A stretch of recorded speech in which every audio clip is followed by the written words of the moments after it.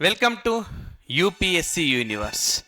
So మనం ఈ సెషన్లో current polity, current economy and current science and టెక్నాలజీకి సంబంధించినవి మరికొన్ని అంశాలను పరిశీలిద్దాం.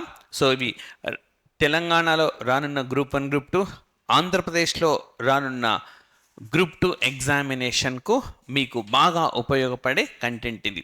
సో ఆస్పిరెంట్స్ దయచేసి వీడియోను లైక్ చేయండి, షేర్ చేయండి. ఇంకా ఈ ఛానల్ సబ్స్క్రైబ్ చేసుకునే వాళ్ళు ఉంటే సబ్స్క్రైబ్ కూడా చేసుకోండి. సో మనం సబ్జెక్ట్లోకి వెళ్తే ఫస్ట్ మనం ఒక కరెంట్ సైన్స్ అండ్ టెక్నాలజీకి సంబంధించిన అంశాన్ని చూద్దాం. ముందుగా మనకు యునైటెడ్ నేషన్స్ ఎన్వైర్న్మెంట్ ప్రోగ్రామ్ వార్తల్లో ఉన్నది. దీన్నే మనం తెలుగులో ఐక్యరాజ్య సమితి పర్యావరణ కార్యక్రమం అనే పేరుతో పిలుస్తాం. సో కెన్యాలోని నైరోబీ కేంద్రంగా పనిచేస్తూ ఉంటుంది. ఈ ఆర్గనైజేషన్ను జూన్ 5th నాడు ఏర్పాటు చేశారు కాబట్టి మనము ప్రతి సంవత్సరము జూన్ 5th ఎన్వైర్న్మెంట్ డే, పర్యావరణపు రోజుగా జరుపుకుంటాం.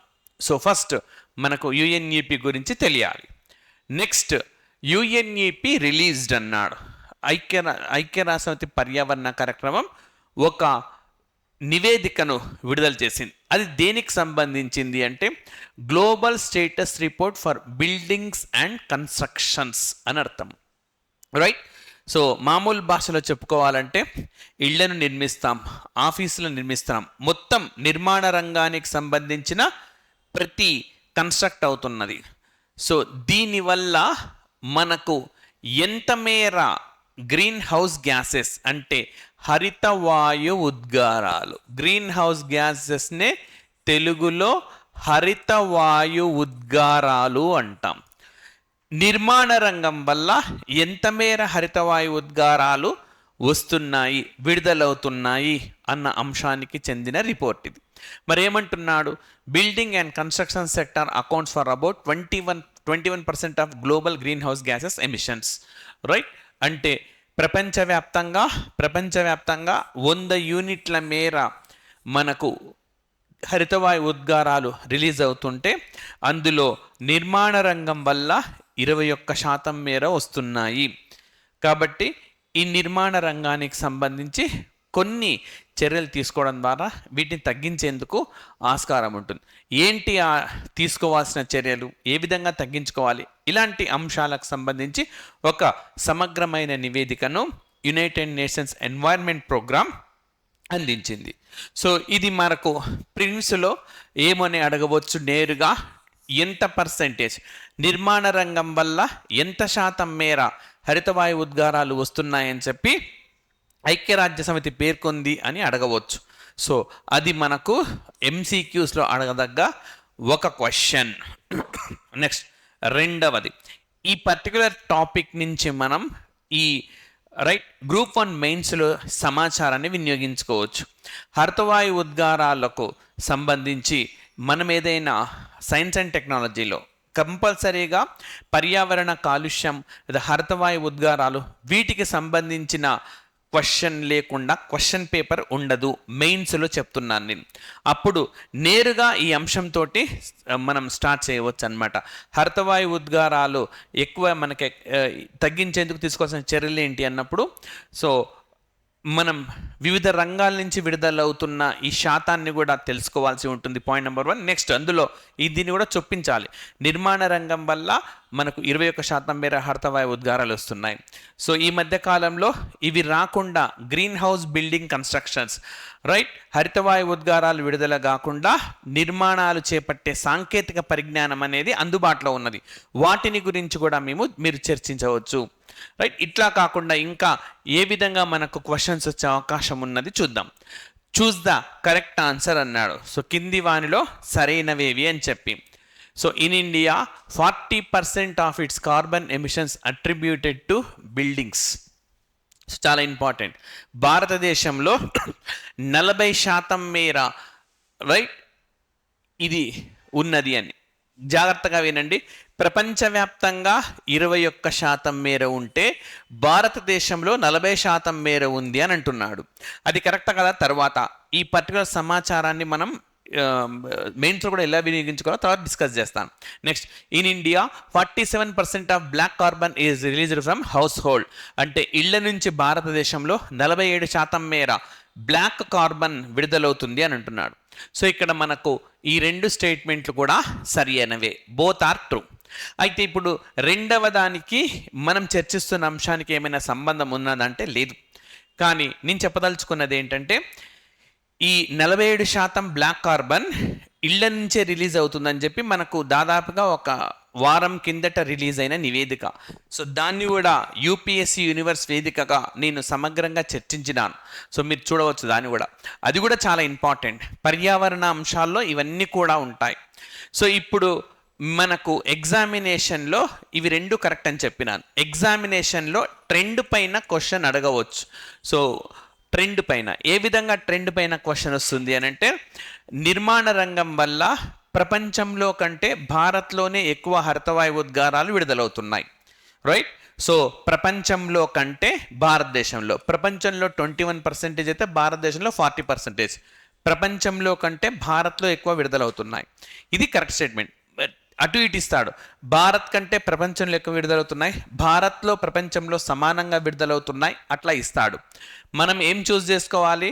ప్రపంచంలో విడుదలవుతున్న నిర్మాణ రంగం వల్ల ప్రపంచంలో విడుదలవుతున్న ఆ హరితవాయు ఉద్గారాలలో వాటా కంటే భారత్లో వాటి వాటా ఎక్కువ, నిర్మాణ రంగం వల్ల వాటా ఎక్కువ. ఆ ఆప్షన్ని చూస్ చేసుకోవాల్సి ఉంటుంది. అండ్ రెండోది చూడండి, బ్లాక్ కార్బన్ అనేది మనకు ఇళ్ల నుంచి రిలీజ్ అవుతూ ఉంటుంది. ఇది 47% మేర ఉంది. తర్వాత పారిశ్రామిక రంగం 22%. ఎగ్జామినేషన్లో మనకు మన భారతదేశంలో బ్లాక్ కార్బన్ ఎక్కువ ఎక్కడి నుంచి విడుదలవుతుంది అనగానే మ్యాక్సిమం ఆస్పిరెంట్స్ ఖచ్చితంగా వాళ్ళు ఇండస్ట్రీస్ వైపు మొగ్గు చూపుతారు, కాను గృహాల వల్ల. ఓకే. సో దీన్ని తగ్గించడం కోసమే ప్రధాన్ మంత్రి ఉజ్వల యోజన అనే పథకాన్ని కూడా ప్రారంభించినారు. ఓకే. సో ఇది మొదటి క్వశ్చన్కు సంబంధించింది. రెండవ క్వశ్చన్ చూడండి, చూస్ ద కరెక్ట్ ఆన్సర్ అన్నాడు. చాలా important. India's first city specific zero carbon building action plan launched in Nagpur అంటున్నాడు. ఇది చాలా ముఖ్యం. చూడండి, జీరో కార్బన్ బిల్డింగ్స్ అంటే కార్బన్ తటస్థ భవనాలు. సో మన లక్ష్యం ఏంది? నిర్మాణ రంగం వల్ల ఇవేవి విడుదల కాకూడదు. ఇవి అనంటే హరితవాయు ఉద్గారం విడుదల కాకూడదు. అలా కావాలంటే zero carbon building action plan launch చేయాలి. అంటే శూన్య కార్బన కార్యాచరణ ప్రణాళిక, శూన్య కార్బన కార్యాచరణ ప్రణాళిక అన్నమాట. Zero carbon building action plan మొట్టమొదటి నాగ్పూర్లో లాంచ్ చేశారని అంటున్నాడు. Next, India first solar city Nagpur అంటున్నాడు. ఈ రెండిట్లో ఏది సరైంది అని అంటే మనకు స్టేట్మెంట్ 1 మాత్రమే సరి అయినది. ఒకటో స్టేట్మెంట్ మాత్రమే సరైనది, రెండోది తప్పు. కాబట్టి only A is true. So ఇక్కడ నేను మీకు చాలా అంశాలు చెప్తాను. భారతదేశంలో మొట్టమొదటి zero carbon building action plan అంటే నిర్మాణ రంగం వల్ల హరితవాయు ఉద్గారాలు విడుదల కాకుండా ఒక కార్యాచరణ ప్రణాళికను మనకు నాగ్పూర్లో చేపట్టినారు. అది కూడా ఒక 10-15 రోజులు అయింది. సో ఇది లేటెస్ట్ డేటా కాబట్టి ఇంపార్టెంట్. నెక్స్ట్, మరి ఇది కార్బన్ తటస్థత సాధించాలి. మరి భారతదేశంలో మొట్టమొదటి కార్బన్ న్యూట్రల్ డిస్ట్రిక్ట్, కార్బన్ తటస్థ జిల్లా, కార్బన్ న్యూట్రల్ డిస్ట్రిక్ట్ అని అంటే మనం ఏం చెప్పాలి అని అంటే మనకు మజూలీ జిల్లా అస్సాంలో ఉంటుంది. నెక్స్ట్, భారతదేశంలో మొట్టమొదటి carbon neutral Panchayat, carbon neutral Panchayat ఇది మనకు పల్లి పంచాయత్ అన్నమాట, పల్లి పంచాయత్. మరి ఇక్కడ India first solar city Nagpur అన్నాడు, కాదు. భారతదేశపు మొట్టమొదటి సౌర నగరము మనకు సాంచీ, మధ్యప్రదేశ్లోని సాంచీ అన్నమాట. అండ్ భారతదేశంలో ఫస్ట్ సోలార్ విలేజ్ భారతదేశంలో తొలి సౌర గ్రామము లేదా సోలార్ విలేజ్ మొథేరా గుజరాత్లో ఉంటుంది. రైట్. సో ఈ విధంగా ఇది ఇప్పుడు మనకు మెయిన్స్లో కూడా వినియోగించుకోవచ్చు. రైట్. నిర్మాణ రంగం వల్ల హరితవాయు ఉద్గారం రాకుండా భారత్ తీసుకుంటున్న చర్యలు ఏవి? కొన్ని చర్యలు ఉన్నాయి. ఓకే. అందులో ఏం చేయాలి? భారతదేశం నిర్మాణ రంగం వల్ల హరితవాయు ఉద్గారాలు విడుదల కాకుండా కార్యాచరణ ప్రణాళికలు కూడా ప్రారంభించింది. మొట్టమొదలు నాగ్పూర్లో ఇది ప్రారంభమైంది అని ఒక చిన్న లైన్ రాస్తే సరిపోతుంది. ఓకే, సో ఈ విధంగా ఈ అంశం కూడా ఉన్నది. నెక్స్ట్ ఇంకొక క్వశ్చన్ ఉన్నది. Which of the following is first one buildings and climate global forum? నిర్మాణ రంగానికి సంబంధించి ప్రపంచవ్యాప్తంగా ఏర్పడిన ఒక ప్రపంచ వేదిక ఏది అని అంటున్నాడు. రైట్, సో వియన్నా కన్వెన్షన్ అంటున్నాడు, డిక్లరేషన్ డి చాలియట్, మినిమేటా కన్వెన్షన్ అండ్ నన్ అన్నాడు. మరి దీనికి సరైన సమాధానం డిక్లరేషన్ డి చైలెట్. సో ఇది నిర్మాణ రంగంలో హరితవాయు ఉద్గారాలు కాకుండా మొన్న మార్చిలో నిర్వహించినారు. Okay, March 2024లో నిర్వహించినారనమాట. నిర్మాణ రంగంలో హరితవాయు ఉద్గారాలు రాకుండా తీసుకోవాల్సిన చర్యలకు సంబంధించి ఇందులో మనకు ఉంటాయి. మరి వియన్నా కన్వెన్షన్ మనకు 1964లో ఒకటి ఉన్నది, 1985లో ఉన్నది. 1964లో దేనికి సంబంధించింది అని అంటే దౌత్య సంబంధాలకు చెందింది.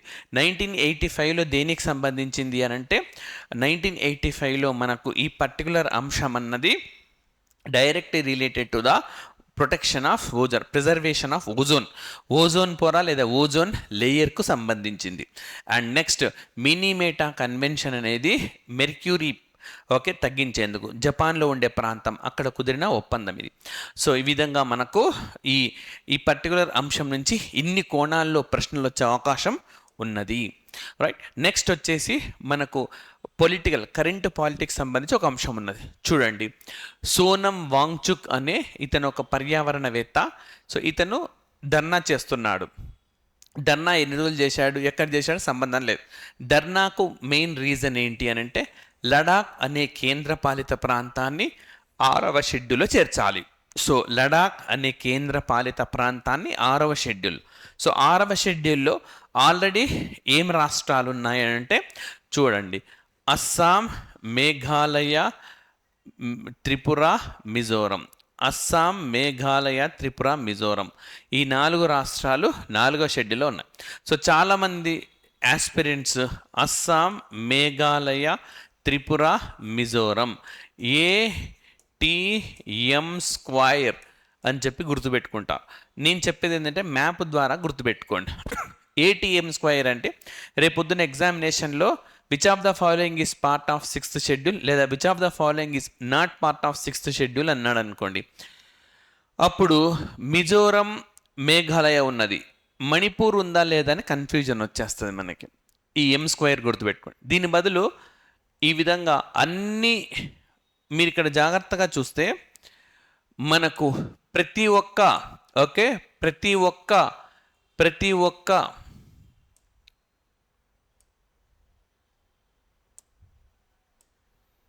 ఇక్కడ చూడండి, అస్సాం అనేది అన్ని ఈశాన్య రాష్ట్రాలతో సరిహద్దు ఉన్నది ఎక్సెప్ట్ సిక్కిం. అరుణాచల్ ప్రదేశ్ సరిహద్దు ఉంది, నాగాల్యాండ్తో సరిహద్దు ఉంది, మణిపూర్తో సరిహద్దు ఉంది, మిజోరంతో సరిహద్దు ఉంది, త్రిపురతో ఇక్కడ సరిహద్దు ఉంది, మేఘాలయతో సరిహద్దు ఉన్నది ఎక్సెప్ట్ సిక్కిం. ఓకే, ఇక్కడ మధ్యలో మనకు వెస్ట్ బెంగాల్ అడ్డం వచ్చింది కాబట్టి సిక్కింతో ఉండదు, ఇది వెస్ట్ బెంగాల్ ఇది. సో ఈ విధంగా అన్ని ఈశాన్య రాష్ట్రాలతో సరిహద్దు ఉన్న అస్సాంకు దిగువన మేఘాలయ, ఇక్కడ త్రిపుర, ఇక్కడ మిజోరం. అస్సాం, మేఘాలయ, త్రిపుర, మిజోరం ఫినిష్. ఇవి 6వ షెడ్యూల్లో ఉన్నాయి. 6వ షెడ్యూల్లో ఉన్న ప్రాంతాలకు ప్రత్యేకమైన హక్కులు అనేవి ఉంటాయి. ఆ హక్కులను దక్కించుకోవడం కోసమే ఈ 6వ షెడ్యూల్లో చేర్చాలి అని చెప్పి ప్రస్తుతం ఉన్న డిమాండ్. గతంలో చాలా రాష్ట్రాలు డిమాండ్ చేశాయి, నాగాలాండ్ కూడా చేసింది, అరుణాచల్ ప్రదేశ్ కూడా చేసింది. రైట్, సో మరి క్వశ్చన్స్ ఇంకా ఏ విధంగా మనకు ఉండే అవకాశం ఉన్నది. ఓకే, సో మనకు క్వశ్చన్ చూడండి, who is empowered to organise and reorganise the autonomous districts? So మనకు యాక్చువల్గా 6వ షెడ్యూల్లో ఉండే రాష్ట్రాల్లో జిల్లాలకు కొన్ని ప్రత్యేకమైన హక్కులు ఉంటాయి, స్వయం పాలనా అధికారాలు ఉంటాయి. రైట్, ఆ స్వయం పాలనా అధికారాలు మరి వీటిని నిర్మించేది లేదా పునర్నిర్మించే అధికారం ఎవరికి ఉన్నది అని అంటున్నాడు. Governor, president of India, parliament, state legislature అన్నాడు. సో ఈ అధికారం మనకు 6వ షెడ్యూల్ భారత రాజ్యాంగం ప్రకారం గవర్నర్కు ఉన్నది. ఈ అధికారం ఎవరికి ఉన్నది అని అంటే గవర్నర్కు ఉన్నది అని చెప్పాలి. ఓకే, గవర్నర్కు ఉన్నది, it is possessed by governor. Right, and next వచ్చేసి ఇంకా కొంత ఇన్ఫర్మేషన్ ఇస్తున్నాను. It provides autonomous powers in terms of administration of tribal areas in Assam, Meghalaya, Tripura, Mizoram. So ఈ 4 రాష్ట్రాలు చెప్పినాను. మరి ఇవి ఏ ఆర్టికల్స్లో మెన్షన్ చేశారు రాజ్యాంగంలో అని అడుగుతారు. Article 244 class 2 and article 275 class 1. 100% మీరు ఇవి గుర్తుంచుకోవాల్సిన అంశాలు. రాజ్యాంగంలో ఆర్టికల్ 244 క్లాస్ 2లో, 275 క్లాస్ 1లో మనకు ఈ అంశాలకు సంబంధించిన వివరణలు ఉన్నాయి, right. And next so okay, ఇంకా నెక్స్ట్ అంశం ఇది మనకు, రైట్. సో ఫారెక్స్ రిజర్వ్లకు సంబంధించింది. So the country holds the 4th largest forex reserves in the world after China, Japan, Switzerland. So ప్రస్తుతం భారతదేశంలో ఫారెక్స్ రిజర్వులు ఫారెక్స్ రిజర్వుల జాబితాలో ప్రపంచంలో భారత్ 4వ స్థానంలో ఉందంటున్నాడు. ప్రథమ స్థానంలో చైనా, తర్వాత జపాన్, తర్వాత స్విట్జర్లాండ్ ఉన్నాయి. ఫారెక్స్ రిజర్వ్స్ అంటే భారతదేశంలో ఉన్న విదేశీ నగదు, రైట్. సో చాలా రూపాల్లో ఉంటుంది ఫారెక్స్ రిజర్వ్స్ అనేది. ఆ రూపాలు ఏంటో కూడా చూద్దాం మనం ఇప్పుడు. సో ఈ విధంగా 4వ స్థానంలో భారతదేశం ఉంది అని చెప్తున్నాడు, రైట్. మరి క్వశ్చన్ చూడండి, చూస్ ద కరెక్ట్ ఆన్సర్ అన్నాడు. India is the 4th largest economy at present. So ప్రస్తుతం భారతదేశం 4వ అతిపెద్ద ఆర్థిక వ్యవస్థను కలిగి ఉన్నది అంటున్నాడు. Next, India is the 4th largest stock market at present in the world. So భారతదేశము ప్రస్తుతం స్టాక్ మార్కెట్లో ఇది 4వ అతిపెద్దది అంటున్నాడు. మరి ఈ రెండింటిని పరిశీలిస్తే మనం కేవలం స్టేట్మెంట్ 2 మాత్రమే కరెక్ట్. సో భారతదేశము ప్రస్తుతం 5వ అతిపెద్ద ఆర్థిక వ్యవస్థ. చూడండి, ఇప్పుడు క్లియర్గా చెప్తున్నాను. భారతదేశం ఆర్థిక వ్యవస్థల్లో భారతదేశం ప్రస్తుతం 5వ స్థానంలో ఉన్నది. 5th లార్జెస్ట్ ఎకానమీ భారతదేశం. నెక్స్ట్, స్టాక్ మార్కెట్ విషయంలో భారతదేశం ప్రపంచంలో 4వ స్థానంలో ఉన్నది. రీసెంట్గానే 4వ స్థానంలోకి వచ్చింది. అంతకుముందు మనకు ఈ స్థానంలో హాంకాంగ్ ఉండింది. హాంకాంగ్ ప్లేస్లో భారతదేశం వచ్చింది. నెక్స్ట్, 3వది వచ్చేసి మనకు భారతదేశము ఫారెక్స్ రిజర్వ్ విషయంలో కూడా 4వ స్థానంలోకి వచ్చింది. ఓకే, ఫారెక్స్ రిజర్వ్ విషయంలో కూడా 4వ స్థానంలోకి వచ్చింది, చైనా, జపాన్, స్విట్జర్లాండ్ తర్వాత. ఓకే, సో ఈ స్టేట్మెంట్ అన్నీ గుర్తుపెట్టుకోండి. 5వ అతిపెద్ద ఆర్థిక వ్యవస్థ, స్టాక్ మార్కెట్లో 4వ ప్లేసు, అండ్ మనకు ఫారెక్స్ రిజర్వ్ల విషయంలో కూడా భారత్ 4వ స్థానంలో ఉన్నది, రైట్. మరి India's foreign exchange reserves rose to record high 642.63 billions as of March 22. గుర్తుపెట్టుకోవాలి ఈజీగా 64 అండ్ 63. 64 - 63 యాక్చువల్గా 2, కానీ 1 కానీ 2 ఉందని గుర్తుపెట్టుకోండి. ఇవన్నీ మీకు తెలిసినవే, డాలర్లు, బిలియన్లు. సో 64, 63 జస్ట్ 2 ఉన్నది. 642.63 బిలియన్ డాలర్స్. ఇది ఎప్పటికీ మార్చ్ 22, 2023 అంటే గడిచిన ఆర్థిక సంవత్సరానికి ఇంత ఉన్నాయన్నమాట. సో ఈ విధంగా భారతదేశము ఇంత ఫారెక్స్ రిజర్వ్లు కలిగి ఉండడం వరుసగా ఇది 5వ వారం అన్నమాట. ఓకే, మరి ఫారెక్స్ రిజర్వ్స్లో ఏమేమి ఉంటాయి? రేపు పొద్దున మనకు రాబోయే క్వశ్చన్ ఏంటంటే ఫారెక్స్ రిజర్వ్లో కింది వాన్లో ఉండేవేవి, లేనివేవి అని అడుగుతాడు. ఏమేమి ఉంటాయి? ఫారిన్ కరెన్సీస్ అంటే డాలర్లు కావచ్చు, యాన్లు కావచ్చు, ఇలా. గోల్డ్ రిజర్వ్స్, బంగారు రిజర్వ్లను కూడా ఆ కరెన్సీలను చూస్తాం. నెక్స్ట్, స్పెషల్ డ్రాయింగ్ రైట్స్, మనకు ప్రత్యేక రాయితీ హక్కులు. ఇంటర్నేషనల్ మానిటరీ ఫండ్ వాళ్ళు ఈ హక్కులను ఇస్తూ ఉంటారు. ఈ స్పెషల్ డ్రాయింగ్ రైట్స్ కూడా ఉంటాయి. నెక్స్ట్, రిజర్వ్ పోర్షన్ ఇన్ ఐఎంఎఫ్లో మనకు రిజర్వ్ అయిన భాగము మన వాటాగా చెప్పుకోండి అంతే. సో మనకు రేపొద్దున అడగబోయే క్వశ్చన్ ఏంటి అంటే కింది వాన్లో ఐఎంఎఫ్లో ఉన్నవేవి, లేనివేవి అని అడుగుతాడు. ఇవి ఉన్నవి తెలుసుకోవాలి: foreign currencies, gold, special drawing rights, IMF reserve portion in IMF, international monetary fund లేదా అంతర్జాతీయ ద్రవ్యనిధి సంస్థ. ఈ చివరి రెండు అంతర్జాతీయ ద్రవ్యనిధి సంస్థతో ముడిపడి ఉన్నవి. అంతర్జాతీయ ద్రవ్యనిధి సంస్థ మనకు వాషింగ్టన్ కేంద్రంగా పనిచేస్తూ ఉంటుంది. Okay, Washington. సో ఇదే వాషింగ్టన్లో మనకు వరల్డ్ బ్యాంక్ కూడా ఉంటుంది. వరల్డ్ బ్యాంక్ మనకు ఐఎంఎఫ్లను కలిపి ఏమని చెప్తారు? బ్రిటన్ వుడ్ సిస్టర్స్ అంటారు. ఓకే, బ్రిటన్ వుడ్ కాన్ఫరెన్స్లో వీటి రెండింటిని కలిపి ఎస్టాబ్లిష్ చేసినారన్నమాట. ఓకే, సో ఇవి మనకు ఈ రోజుకు సంబంధించిన కరెంట్ అఫైర్స్ ఇష్యూస్. సో ఇదే విధంగా ప్రతిరోజు ఇంకా చాలామంది ఆస్పిరెంట్స్ కోరారు రానున్న రోజుల్లో ఇంకా ఎక్కువ అంశాలను డిస్కస్ చేసి మ్యాక్సిమంగా మీకు రానున్న గ్రూప్ 1, గ్రూప్ 2 ఎగ్జామినేషన్స్లో మ్యాక్సిమం స్కోర్ చేసేలా మీకు యూపీఎస్సీ యూనివర్స్ సహాయం చేస్తుంది. Thank you very much.